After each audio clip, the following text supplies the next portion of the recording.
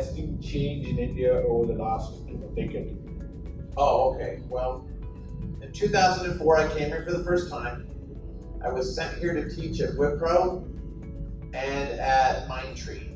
I was sent here by two different American clients who said, James, can you go tell these Indians to please use their brains, because they're not using their brains. They just want scripts. They want to follow scripts all the time. So I came here and I discovered that with just a little bit of nudging, the brain of the Indian tester explodes into a technicolor glory. And all you have to do is ask them. All you have to do as the boss is say, I really want you to use that brain you have. I want you to tell me what you think. I'll reward you for telling me what you think. At one point, testing at the teaching for Hewlett Packard, we were testing in their lab, the Hewlett Packard lab, as part of the class. And the tester and the test manager were arguing over whether something was a bug. And what it was is you would try to print something on this printer and it would pull in the paper. You give it a piece of paper, it sucks it in, doesn't print anything, and just pushes the paper out again. And then they put it in again, it just doesn't do anything, and it pushes it out again in an endless loop. And it would say, give me paper. Please enter paper. Like you give the paper. No printing happened. Now it turned out there was an error message that was on the screen for about half a second that said paper error or something. It turned out that the tester was putting the wrong size paper in. Now the test manager said, oh, that's not a bug, it's doing the right thing. The tester said, this is something that's going to confuse the user. So I was able to say, gentlemen, I came 8,000 miles because Hewlett Packard wants me to say, report it, report it.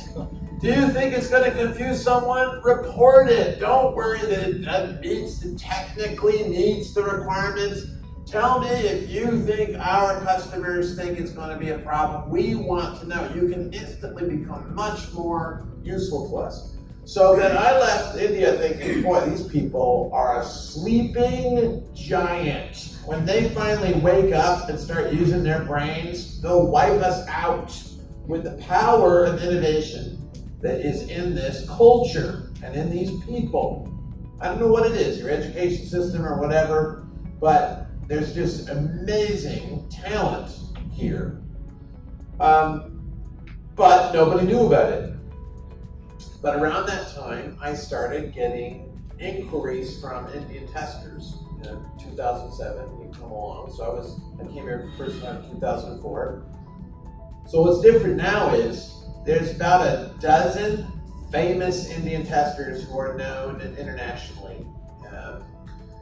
One of my favorite, who I met the other day, is Pramila Haraprasad, who's a UX expert to work for Moolya. Used to be in charge of training over at Moolya.